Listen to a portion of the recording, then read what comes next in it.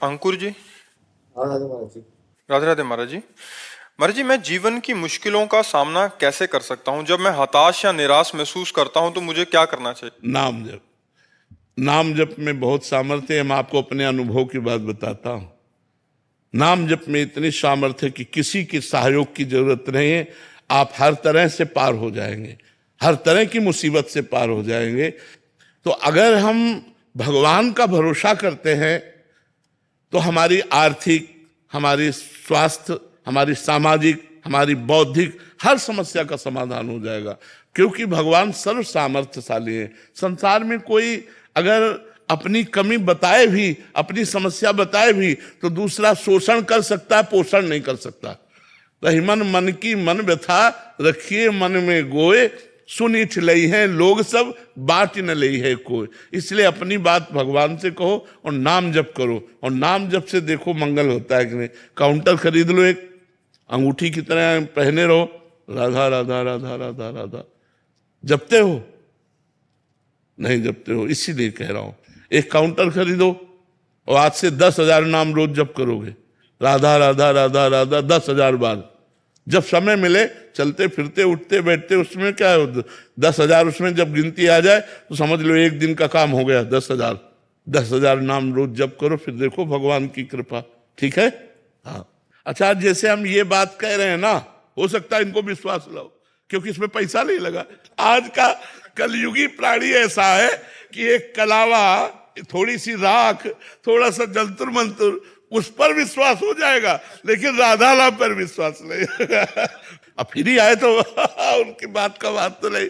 अगर बात का महत्व हो जाए तो हम भाई कह रहे 10,000 नाम रोज जप करो, और आप देखना आगे चल करके भगवान के नाम में भाव कुभाव अनख आलसहु, नाम जपत मंगल दिशि दसहु, दसों दिशाओं में मंगल हो जाएगा। महाराज जी, जो आपको सुनते हैं सोशल मीडिया के माध्यम से, यहाँ आ नहीं सकते, वो भी इस नियम को पालन कर सकते बिल्कुल हैं? बिल्कुल बिल्कुल बिल्कुल क्योंकि पक्का। अगर करेंगे तो महाराज जी उनका भी तो लाभ ही है हाँ हमारा। बिल्कुल पक्का लाभ होगा। कितने ऐसे लोग आए हैं जो सुन करके सुधर करके आए हैं, हमारे पास बाद में आए, पहले सुधर गए हैं, पहले उन्होंने गंदे आचरण त्याग दिया, फिर वो हमारे पास आए हैं। ऐसे कितने लोग हैं, ऐसे कितने लोग हैं। तो ये व्यर्थ थोड़ी जाएगा। आप मोबाइल से भी सुने तो व्यर्थ नहीं जाएगा। अनिल सिंह जी। शिरीष। राधे राधे महाराज जी। गुरुदेव भगवान, मेरा प्रश्न ये है कि निरंतर भगवदानंद की अनुभूति क्या गृहस्थ धर्म में भी प्राप्त की जा सकती है? गृहस्थ धर्म और विरक्त धर्म ये शरीर के हैं, ना कि स्वरूप के हैं। स्वरूप से हम सब भगवत धर्म वाले हैं। जितनी जातियां हैं और जितने धर्म हैं, वो सब देह भाव को लेकर हैं कि नहीं, स्वरूप को लेकर हैं क्या? स्वरूप में तो जो हम हैं सो तुम हो, जो तुम हो वही सब रूपों में है। तो हमें ये ध्यान रखना है कि हम गृहस्थ धर्म को स्वीकार किए हुए हैं, तो उस धर्म का पालन तो हम कर रहे हैं, लेकिन हम हैं कौन? ममैवांशो। भगवान ने क्या कहा? मेरे तुम अंश हो। जब ये बात हम ध्यान रखेंगे कि हम भगवान के हैं, भगवान हमारे हैं, और हम भगवान का स्मरण करते हुए हर कार्य करेंगे, तो हम क्यों नहीं भगवदानंद में मस्त हो जाएंगे? क्यों नहीं हो जाएंगे? गृहस्थ धर्म सबसे बड़ा धर्म है। विरक्त पैदा कहाँ होते हैं? विरक्त संत कहाँ पैदा होते हैं? गृहस्थों के यहाँ ही तो पैदा होते हैं। विरक्त संतों का पेट कहाँ भरता है? गृहस्थों के यहाँ तो भरता है। विरक्त संतों को वस्त्र कौन देता है? गृहस्थ धर्म ही तो देता है। तो सबका मूल पोषण कहाँ से हो रहा है? गृहस्थ धर्म से। यदि हम धर्म पूर्वक मेहनत करके धन कमाएं और उस धन से अपने परिवार का पोषण करें, आए हुए अतिथि साधु महात्मा का भोजन वस्त्र आदि के द्वारा सम्मान करें और नाम जप करें, तो भगवत प्राप्ति और भगवदानंद सहज है। गृहस्थ धर्म कोई भगवत प्राप्ति में बाधक थोड़ी है। बाधक है ममता मोह, बाधक है अहंकार। मैं ये, मैं वो, मेरा, मैं और मोर तोर तय माया, जय बस कीन्हे जीव निकाया।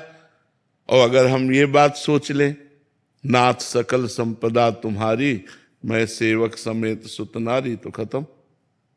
मैं और मोर तोरते माया, और अगर नाथ सकल संपदा तुम्हारी, मैं सेवक समेत सुत नारी। भक्ति, वही भक्ति हो गई और वही माया हो गई। जो कर्म कर रहे हैं अपने लिए कर रहे हैं, यही माया हो गई। जो कर्म कर रहे हैं वो भगवान के लिए कर रहे हैं, यही भक्ति हो गई।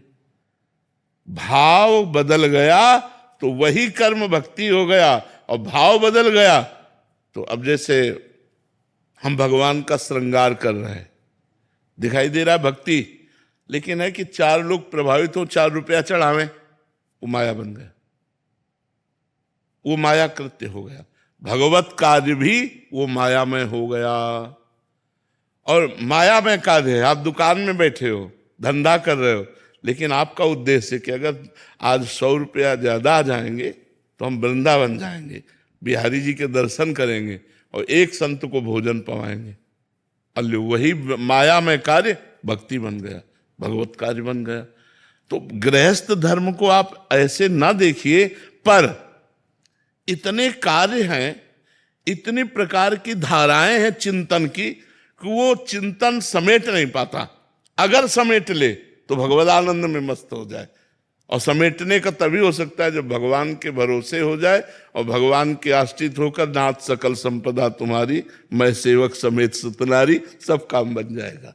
ऐसी भावना से चलो और नाम जप का प्रयास रखो, तो गुरु कृपा से, भगवान कृपा से गृहस्थ धर्म में भी आप महाभागवत हो सकते हैं, आप भगवान के चिंतन परायण हो सकते हैं। और बड़े बड़े महापुरुष हुए, अम्बरीश जी तो चक्रवर्ती सम्राट थे, अपने तो एक गृहस्थी में 2, 4, 10 लोग, वो तो पूरे चक्रवर्ती राजा थे और महान भक्त थे भगवान के, जिनकी रक्षा में सुदर्शन चक्र रहता था।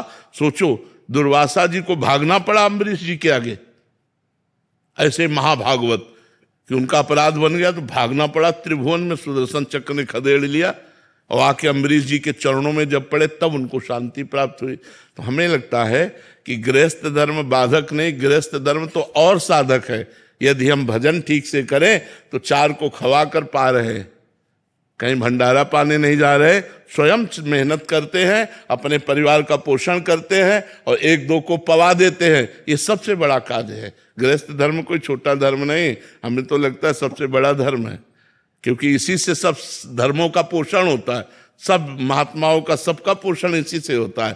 तो बहुत अच्छा भजन हो सकता है। मन करता है गुरुदेव की छोड़ के सब वृंदावन चले आए जो तो क्या करोगे? आप भंडारा खा के संसार का चिंतन करोगे? समझ आया ना? घर गृहस्थी में धर्म से चल रहे हो तो मन वैरागी हो रहा है, और जब वैराग लेकर के आओगे तो घर का चिंतन आएगा, पत्नी का चिंतन आएगा, पुत्र का चिंतन आएगा। हमारी बात मान लो, वहीं रहकर भजन करो, डट के मेहनत करो, परिवार का पोषण करो, नाम जप करो, मंगल हो जाए। विपिन कुमार जी, ग्रेटर नोएडा से। राधे राधे। राधे राधे महाराज जी। महाराज जी, आपने हमें सिखाया कि हर किसी में भगवान का अंश है और समदृष्टि समभाव रखना चाहिए, लेकिन गुरुदेव इस कलयुग में चाहे समाज हो, प्राइवेट जॉब हो, पॉलिटिक्स, हर जगह झूठ, कपट और स्वार्थ भरा है।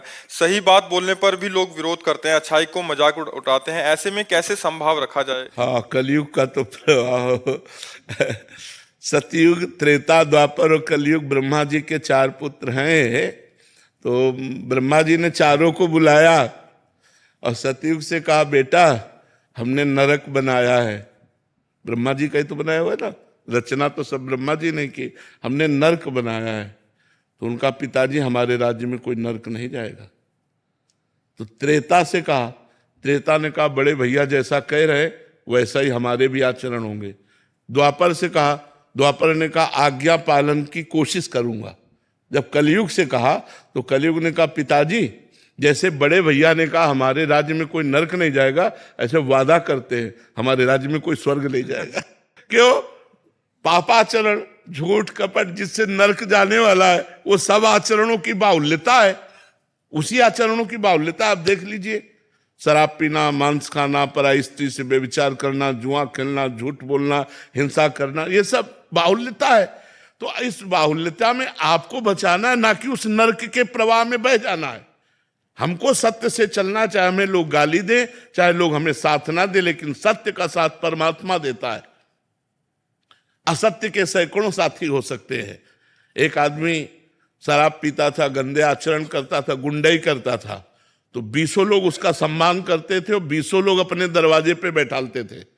और जब वो हमारे सामने आया और उसको जो हमने शिक्षा दी तो उसने कसम खा के सब छोड़ दिया। तो अभी पीछे आया था, उसने कहा कोई पूछता भी नहीं है हमको। बोले जिस गली में जाओ तो कोई पूछता नहीं, सब विरोधी हो गए, हमारे साथी सब विरोधी। तो संसार, हम सही कह रहे हैं, संसार ऐसा है। और अगर सीधा आदमी है, धर्म से चलता है, तो उसका उपहास किया जाएगा। कलयुग का ऐसा धर्म है। लेकिन हमको चाहिए कि हमें अपने धर्म से चलना चाहिए। लोग गाली दें, उपहास करें, लेकिन भगवान हमारा साथ देंगे। सच्चाई से चलेंगे तो हमारा मंगल हो जाएगा, बुराई से चलेंगे तो हमारा नाश हो जाएगा। धर्म से चलोगे तो सही ढंग से चलो, अधर्म से चलोगे, ज्यादा उपद्रव करोगे, पुलिस मार देगी तुम्हें, या तो विविध प्रकार से आप रोग ग्रसित हो जाओगे, नष्ट हो जाओगे। तो हमें लगता है धर्म से चलो। मनुष्य जीवन बहुत कीमती जीवन है, इससे भगवान को प्रसन्न कर लो, इससे परोपकार कर लो, इससे समाज की सेवा कर लो, राष्ट्र की सेवा कर लो। इसलिए हमें मनुष्य शरीर मिला। गंदे आचरण करना, गंदा खान पान करना, दूसरों को दुख देना, हिंसा करना इसलिए नहीं मिला। हम मनुष्य हैं। मनुष्य वही जो परोपकार परायण हो, जो दूसरों को सुख दे सके। जी। रामदीन बिश्नोई जी, जो राधे राधे महाराज जी। राधे राधे महाराज जी। महाराज जी, पहले आप एकांतिक वार्तालाप में टेबल पर प्रभु जी की छवि रखते थे, तो क्या इसके पीछे का कोई भाव था? पहले महाराज जी एक छवि रहती थी ना राधा वल्लभ लाल जी की, हाँ, हमारे अंदर भाव यह था कि अगर कोई प्रणाम करता है तो मेरे प्रभु को प्रणाम करता है, इसलिए छवि सामने रखते थे। और अब यहीं बैठे हुए हैं तो छवि की जगह ये हृदय भी तो मंदिर है, इसमें भी तो मेरे प्रभु बैठे। तो तुम्हें देखने के लिए वो बाहर छवि रखी थी, अब उसी को यहीं विराजमान रखते हैं कि यहीं विराजमान है। और दूसरा भाव, ये विराजमान है। हम इनके चरणों में बैठे हैं, आप दंडवत करोगे तो इनको दंडवत जाएगी, हमें दंडवत रहे। हमारे हृदय में भी वो विराजमान है और बाहर प्रकट रूप से हमारे स्वामी है श्यामा श्याम, वो विराजमान है। तो वहां पीछे हमारे छवि नहीं थी, इसलिए आगे रखते थे। अब अंदर भी छवि और पीछे भी छवि, इसलिए हम प्रकट में नहीं रखते, प्रकट में सामने नहीं रखते, पहले रखते थे। एकम जी, न्यू दिल्ली से। राधे राधे महाराज जी। महाराज जी, आपने बताया कि मनुष्य जीवन का ये लाभ होता है कि अच्छे कर्म, पूजा पाठ एवं नाम जप से नियति में परिवर्तन किया जाता है, परंतु नियति का ऐसा कौन सा भाग है जिसको परिवर्तन नहीं किया जा सकता? प्रारब्ध भोग, अशुभ प्रारब्ध भोग। जैसे हमारी किडनी फेल है, इससे परिवर्तन नहीं किया जा सकता। जो अशुभ प्रारब्ध बन चुका है कि अब तुमको ये भोगना है, वो भोगना पड़ेगा। अवश्य में भोक्तव्यम कृतम कर्म शुभाशुभम। शुभ और अशुभ कर्म जो प्रारब्ध बन गए, उन्हें भोगना पड़ेगा। इसीलिए बहुत चतुरता पूर्वक जो पाप कर्म बन जाए उसे फटाफट नष्ट कर दो। पाठ के द्वारा, अनुष्ठान के द्वारा, किसी भी प्रयास से, विद्वानों से सलाह लेकर कि हमसे पाप बन गया, उसको नष्ट कर दो, प्रारब्ध ना बनने पावे। अगर प्रारब्ध बन गया तो फिर भोगना पड़ेगा। कैंसर है, किडनी फेल है, हार्ट फेल है, ये नाना प्रकार के दुख, बड़े बड़े दुख आ जाते हैं और उनको बड़े बड़े संतों को भोगना पड़ता है। जो खूब भजन करते हैं उनको भी भोगना पड़ता है। इसलिए प्रारब्ध जब तक नहीं बनता तब तक तो नष्ट हो सकता है, और जहाँ वो प्रारब्ध बन गया फिर उसे भोगना पड़ता है। इसलिए ये प्रारब्ध नहीं मिटाया जा सकता। अतीत जी, लंदन से। राधा वल्लभ से। राधा वल्लभ शेरिवंश महाराज जी। महाराज जी, जैसे आप बताते हैं कि श्री जी और सदगुरुदेव एक ही तत्व हैं, तो फिर गुरुदेव अपने शिष्यों और दूसरे लोगों से निरपेक्ष क्यों दिखाई देते हैं? उनकी बाहरी व्यवहार उदासीन जैसा क्यों दिखाई देता है? क्योंकि संत रूप में निरपेक्षता ही सिद्धि है। अभी हम अपने साधकों से कह रहे थे कि सब कुछ हो जाता है, बाबा जी बन जाता है सब, लेकिन वो संसार से अपेक्षा नहीं छोड़ पाता। और संत का स्वरूप है निरपेक्षम मुनिम शांतम निर्वैरम शम दर्शनम। भगवान कह रहे हैं कैसे संत के पीछे पीछे भगवान डुलते हैं? निरपेक्षम, किसी की अपेक्षा नहीं। वो भगवत स्वरूप से प्यार करते हैं, पांच भौतिक शरीरों से प्यार नहीं करते। वो भगवान के प्रेम में डूबे रहते हैं, इसलिए किसी से कोई अपेक्षा नहीं रहती। वो निरपेक्ष रहते हैं। निरपेक्ष माने किसी की अपेक्षा न रखना, और जो किसी की अपेक्षा नहीं रखते वही सबसे प्यार कर सकते हैं। और जो किसी से अपेक्षा रखते हैं वो प्यार ही नहीं कर सकते। अपेक्षा रखना स्वार्थी की पूर्ति प्यार कहा। और तभी तो सर्व मंगल जगत का वही संतों के द्वारा होता है जो निरपेक्ष होते हैं। जो अपेक्षाकृत जीवन व्यतीत करते हैं उनके द्वारा थोड़ी होता है। जो अपनी आवश्यकताओं की पूर्ति के लिए अपेक्षा रखते हैं उनके द्वारा जगत मंगल नहीं होता। जगत मंगल उन्हीं के द्वारा होता है जो निरपेक्षम मुनिम शांतम निर्वैरम शम दर्शनम। निरपेक्ष है, मननशील है, शांत है, निर्वैर है, समदर्शी है, ऐसे संतों के द्वारा जगत का मंगल होता है। ऐसे संत भगवान के प्रिय पार्षद होते हैं। ऐसे संत ब्रह्मबोध महापुरुष होते हैं। तो संतों की साधना ही चलती है निरपेक्षता से। तो जब सिद्ध होते हैं तो निरपेक्ष होते हैं, वो किसी की अपेक्षा नहीं रखते। क्योंकि जितनी अपेक्षाएं हैं वो सब मायाकृत है, वो स्वरूप में स्थित रहते हैं। तो इसलिए संतों का निरपेक्ष स्वरूप है। तो क्या श्री जी का तुम अपेक्षाकृत स्वरूप समझते हो? अगर गुरु निरपेक्ष है तो श्री जी तो आपसे पहले से ही निरपेक्ष है। जब जितनी गुरु कृपा करेंगे उतने श्री जी कृपा दृष्टि करेंगे। बिना गुरु के, बिना रसिकों के, बिना सखियों की कृपा के श्री जी की कृपा का पात्र भाजन ही नहीं बन सकता कोई। तो जो निरपेक्ष है, तो देखो कितने निरपेक्ष है। कहीं सृजन हो रहा है, कहीं पालन हो रहा है, कहीं श्रृंगार हो रहा है, और निरपेक्ष है। परमात्मा का स्वरूप ही निरपेक्ष है। वही गुरु का स्वरूप है, गुरु इष्ट का स्वरूप वही। हाँ, अब दूसरी बात आई, आप जितना प्रेम करोगे उससे बढ़ के वो आपसे प्रेम करेंगे, वो निरपेक्ष है। पर यदि आप प्रेम किए तो आप जितना प्रेम करोगे तो उससे बढ़कर वो आपको प्रेम करेंगे। आपने तन मन प्राण गुरु को, इष्ट को समर्पित कर दिए तो इष्ट पीछे पीछे घूमेगा। भक्तन पीछे यो फिरत जो बछड़ा संग गाय। आपका प्रेम बटा हुआ संसार में तो निरपेक्ष है। आपने अपने प्रेम को सबकी ममता ताग बटोरी, मम पद मनहि बांधि बर डोरी, तो फिर भगवान उसके ऊपर प्रेम की वर्षा कर देते हैं, पीछे पीछे डोलते हैं। अपने भक्ति के लिए भगवान रुदन करते हैं, अपने भक्त के चरण चापते हैं, अपने भक्त के घोड़े हाँक रहे हैं, रथ हाँक रहे हैं, अपने भक्त के लिए बिकने को तैयार है। पर भक्त के लिए, जिसने तन मन प्राण सर्वस्व भगवान को समर्पित कर दिया है, जो अपेक्षाकृत जीवन रखते हैं, उनके लिए भगवान निरपेक्ष है, गुरु निरपेक्ष है। और जो अपेक्षाकृत न रहकर अपने जीवन को प्रभु या गुरु के शरण में पूर्ण रूप से समर्पित कर देते हैं, उनका गुरु प्रेम तुम क्या जानो। हम कितना प्यार करते हैं उन बच्चों से जिन्होंने माँ बाप परिवार सबको छोड़कर केवल श्री जी की शरण ली, तो उनको पता नहीं है। लेकिन हम इनको कितना प्यार करते हैं, इन संतों को। वो हमारा हृदय जानता है। जैसे कछुआ अपने अंडों को सूखे पे दे आता है, लेकिन जल के अंदर बैठा उसी का चिंतन करता है, तो उसके चिंतन के प्रभाव से उसके अंडे बच्चों के रूप में परिणित होकर के उन्हीं के पास आ जाते हैं, कछुआ के पास ही आ जाते हैं। ऐसे ही संत गुरु अपने शरणागत जनों का चिंतन के द्वारा पोषण करके उनको अपने समान बना देते हैं, उनको प्रभु मैं बना देते हैं, श्री जी मैं बना देते हैं। समझ में आ रहा है आपको? नितिन कुमार जी। राधे राधे महाराज जी। महाराज जी, प्रारब्धवश जीवन में कुछ कठिन परिस्थितियां आ गई हैं, हम उन्हें भगवान का प्रसाद मानकर सहन कर रहे हैं, पूजा पाठ नाम जप और साधना भी कर रहे हैं, फिर भी मन में एक डर सा बना रहता है कहीं आगे इससे भी अधिक विकटता बना रहता है। किसका प्रश्न है? हाँ, ये बना रहता है क्योंकि अभी हमें पूर्ण विश्वास नहीं, हम अभी अपने परमात्मा को पूर्ण जानते नहीं, अपने भगवान को जानते नहीं। समस्या इतनी बुद्धि है, भगवान अनंत है, वो चाहे जितना विकराल रूप समस्या धारण करे, जरा सी है।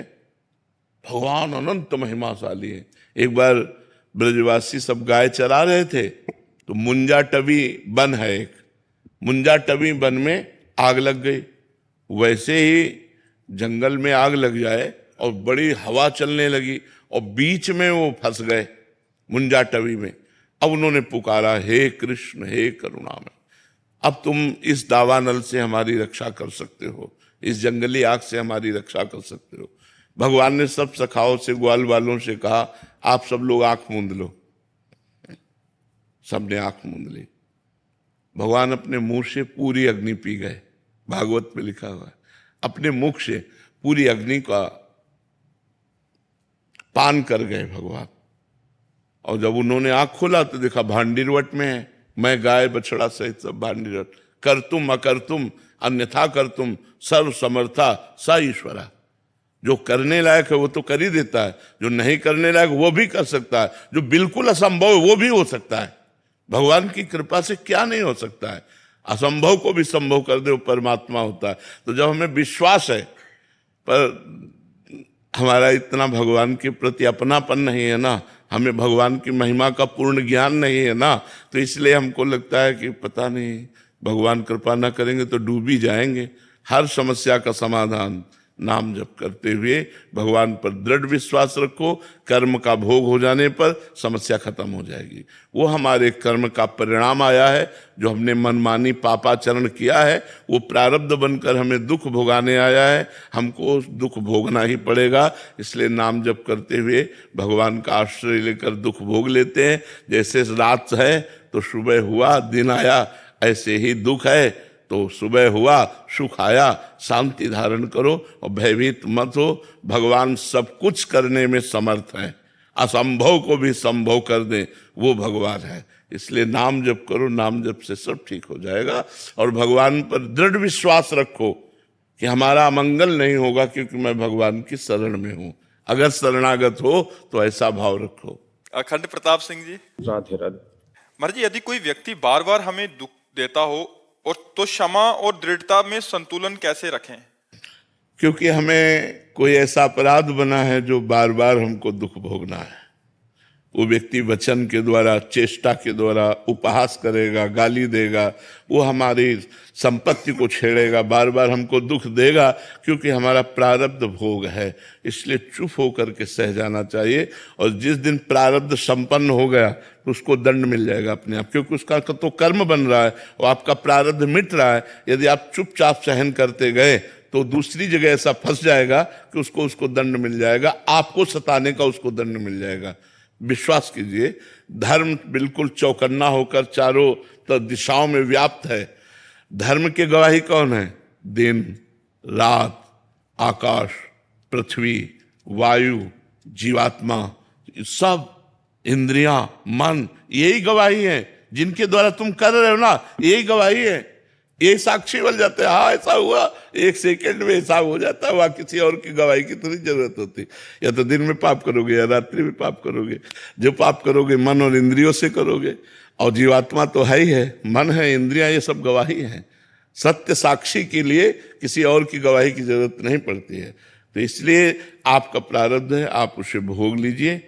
और जो सामने आपको दुख दे रहा है उसका नवीन कर्म बन रहा है। जब आपका भोग समाप्त हो जाएगा उसका भोग शुरू होगा, दूसरी जगह फंस जाएगा और दंड विधान में वो अपने जो किए हुए कर्म का फल है वो प्राप्त कर लेगा। इसलिए आप शांत रहिए, गंभीर रहिए। जैसा भी हो, जब आपको सहा न जाए तो भगवान के सामने बैठ करके प्रार्थना कीजिए, प्रभु मुझसे अब सहा नहीं जा रहा, आप देख लीजिए, वो विधान बना देंगे, वो विधान बना देंगे, हमने देखा है। तनिष्का सेठी जी। राधे राधे महाराज जी। महाराज जी, संसार में रहते हुए नाम जप करते हुए क्या हमें अपने माता पिता भाई बहन से अपेक्षा या लगाव होना चाहिए या नहीं? बिना प्रेम के कर्तव्य कैसे निभा सकते हैं? वैसे लगाव मोह जनित नहीं होना चाहिए, भगवत भाव जनित होना चाहिए। किसका प्रश्न है? हाँ, लगाव भगवत भाव जनित होना चाहिए, मोह जनित नहीं होना है। मोह जनित होने पर फिर आप दुखी हो जाएंगे। आप अपने भाई से प्यार करेंगी और कुछ समय बाद आप अपेक्षा रखेंगी कि भाई आपको वैसा ही प्यार दे, और समय परिवर्तन होने पर उसकी बहू आ गई, उसके बच्चे हो गए और वो आपकी तरफ देखना भी बंद कर दिया, बोलना भी बंद कर दिया, बुलाना बंद कर दिया, तो आप दुखी होंगी कि मैंने तो इतना भाई से प्यार किया और भाई हमारा। तो अगर हम अपेक्षा रखते हैं और मोह युक्त प्यार करते हैं तो परिणाम में दुख प्राप्त होगा। यदि हम निरपेक्ष रहते हैं और भगवत भाव से प्यार करते हैं कि हमारे भाई में भी तो भगवान विराजमान है, हमारी माँ में भी भगवान विराजमान है, हमारे पिता में भी भगवान विराजमान, खूब प्यार करो, प्यार की रोक नहीं, लेकिन भगवत भाव होकर और अपेक्षा रहित होकर। आपने उनके साथ जो अच्छा बर्ताव किया उसके बदले में आप अपेक्षा न रखें कि वो आपको भी ऐसा सुख दे, तो आप सुखी हो जाओगे। तो वही कर्म आपको भगवत मार्ग में आगे बढ़ा देगा। लेकिन मोह जनित, मोह तो सब कोई करता है, पशु पक्षी भी करते हैं, अपने बच्चे से, अपनी माँ से, पशु पक्षी भी करते हैं। मोह की महिमा नहीं है, प्रेम की महिमा है। तो मोह का त्याग करके प्रेम करना चाहिए। उन्हीं माँ बाप में भगवान देख करके यदि हम भावना करेंगे तो हमारी भक्ति बन जाएगी। और उन्हीं माँ बाप को अगर मोह तो मोह हो तो बार बार जन्म मरण का हेतु। मोह मूल बहु शूल प्रद, त्यागहु तम अभिमान, भजहु राम रघुनायक।